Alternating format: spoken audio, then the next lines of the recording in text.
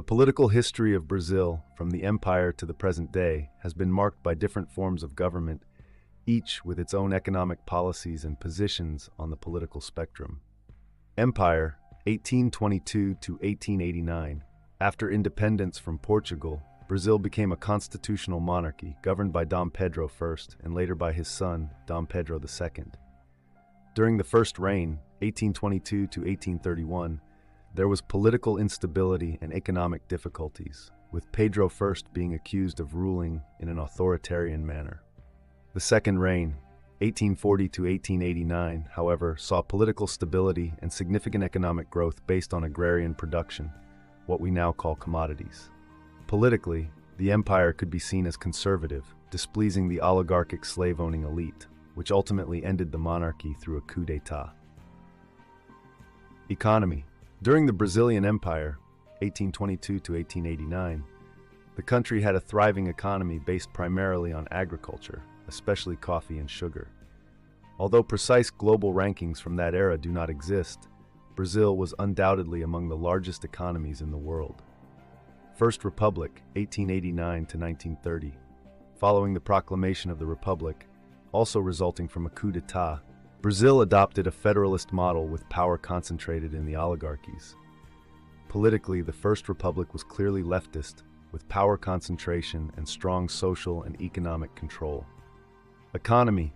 At the beginning of the 20th century, Brazil began to industrialize, but due to crises, coups, and power struggles, the country lost much of its economic strength. It only began to recover after World War II with a more accelerated industrialization process. The economy was agrarian, focusing on commodities, but it was also marked by political and economic instability due to revolts and regional power disputes between oligarchs. Vargas era 1930 to 1945. Getúlio Vargas came to power in 1930, initiating an even stronger period of centralization and state control, which eventually led to Brazil's first dictatorship. Vargas was a notorious socialist, adopting authoritarian and fascist practices, culminating in the Estado Novo, New State, 1937 to 1945. Economy. Vargas' economic policy focused on state-led industrialization and modernization. The government intervened in the economic and social issues, for example, creating labor laws that led to the establishment of the Labor Court, which to this day is an institution independent of the regular judiciary, costing $3.5 billion annually.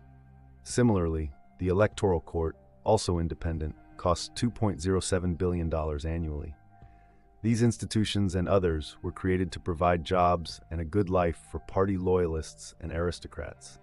It is also important to note that most Brazilians, earning a minimum monthly wage that was $70 in 1994 and is $247 in 2024, cannot afford the high costs and demands of public job competitions, making it nearly impossible for them to secure bureaucratic government jobs with better pay at the federal, state, or municipal level.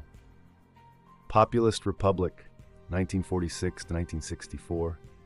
This period was characterized by alternating governments and the growing cultural shift of the aristocrats.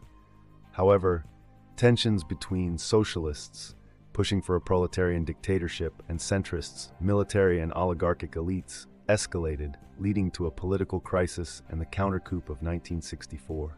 Therefore, the period oscillated between the left, socialists and aristocrats already leaning left, and the center, military forces and oligarchs. Economy. Leaders like Juscelino Kubitschek, who promoted industrialization and economic growth, also state-based through his Targets plan, gradually nationalized the economy, increasingly indebting the country and impoverishing the Brazilian population. Military regime, 1964 to 1985. The military regime, center-left, which also became a dictatorship, completely banned any remaining right-wing political representation in Brazil while fighting terrorists pushing for a proletarian dictatorship. Yes, you heard it right. During that period, socialists, while stealthily dominating culture, occupying universities and newsrooms, carried out bomb attack at an airport and even hijacked an airplane with passengers. Economy. The economy was boosted by infrastructure projects, the most state-dominated period in Brazilian history, but also suffered crises, especially with the global oil crisis. The economic policies resulting in the so-called economic miracle, 1968 to 1973, brought growth, with Brazil starting to appear among the largest economies in the world. By 1980, the country was among the top 10 global economies, but by then, the impoverishment of the Brazilian population was already severe. In Brazil, Benito Mussolini's rule seems to prevail. Everything within the state, nothing against the state, and nothing outside the state.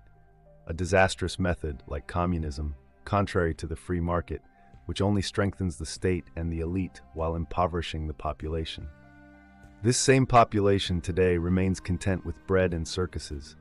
They accept everything passively and tend to elect the same politicians, despite knowing that hundreds of billions of dollars are wasted or disappear in this Brazilian state extravaganza, which inexorably deteriorates basic public services, health, security, and education. Why do they elect them? Sorry, but I prefer not to answer that question. The so-called New Republic, 1985 present. With the transfer of power from the military to civilians, Brazil adopted a presidential and democratic system, but also a new, extremely socialist constitution with over 590 pages. Since then, the country has oscillated between the center and left, with only, for the first time, from January 1, 2019 to December 31, 2022, a right-wing government, Jair Bolsonaro's administration, the first government in history to significantly reduce public spending and taxes. Unfortunately, after that, the far left, Luiz Inácio Lula da Silva, re-elected in 2022, returned to power. Throughout this tiresome and sad process of Brazil's ups and downs, one obvious and notorious conclusion has emerged: the union of oligarchs and aristocrats, whose convergence has been the exchange of power between patronage and socialist politicians. GDP ranking among countries. Brazil's economy has gone through various crises: hyperinflation, corruption scandals, and short-lived stabilizations. Under 2 terms of center-left President Fernando Henrique Cardoso, with privatizations and neoliberal policies, Brazil reached 7th place in the GDP ranking in 1995. However, the mere prospect of Lula winning the 2002 elections caused Brazil's GDP ranking to drop to 14th, in what was dubbed the confidence crisis. The governments that followed FHC, those of Lula and Dilma, were far left, focusing on populist social programs and further expanding the state, resulting in uncontrolled federal spending, high inflation, high interest rates, high unemployment, and unprecedented corruption. All this culminated in the worst economic crisis in the country's history, ending in the impeachment of President Dilma from the same party allied with and successor to Lula in 2016. From 2016 to 2018, the country began to recover under Michel Temer's government, but in 2020, during Bolsonaro's administration, the pandemic caused Brazil to fall to 12th place. In 2021, there was a strong recovery, 10th place, but the country dropped again in 2022, 11th place, due to the Russia-Ukraine war. However, long-term growth projections remain positive, thanks to the previous government's orthodox and fiscally responsible economic measures, the first in Brazilian history to significantly reduce public spending and federal taxes. A government with such a country-oriented proposal did not sit well with the dominant elite, oligarchs, aristocrats, both patronage or socialist, and more recently also globalists, who dominate not only politics but also the media, press, and judiciary. This led to the end of Brazil's first and only right-wing government. Furthermore, this same elite has severely punished and censored right-wing Brazilians who criticize, express opinions, or simply support former President Bolsonaro. As a result of this persecution, there are now political prisoners, including a federal deputy, as well as a judge and several journalists, all living in political exile. There is also prior censorship, attempting to silence anyone from the right. Since 2023, Brazil no longer has the rule of law or the democratic state of law.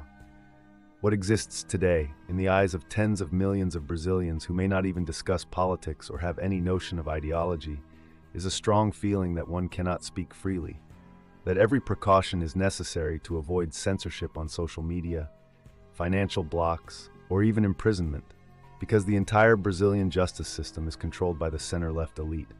Once again, Brazil today is, for the 3rd time, a dictatorship.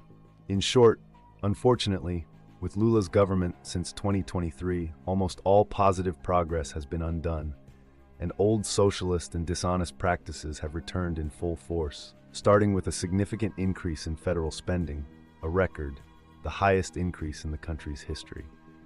In contrast, macroeconomic data are not worse only because of the good measures adopted by the previous government, which could not be undone thanks to the Brazilian National Congress and the central bank president appointed by Bolsonaro.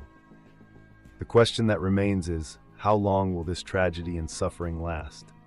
After all, the effects of fiscal irresponsibility and corruption in wasteful and dishonest governments are always felt later. Still, there is hope that things will begin to improve in Brazil by the 2026 elections. To conclude, as the saying goes, hope is the last to die.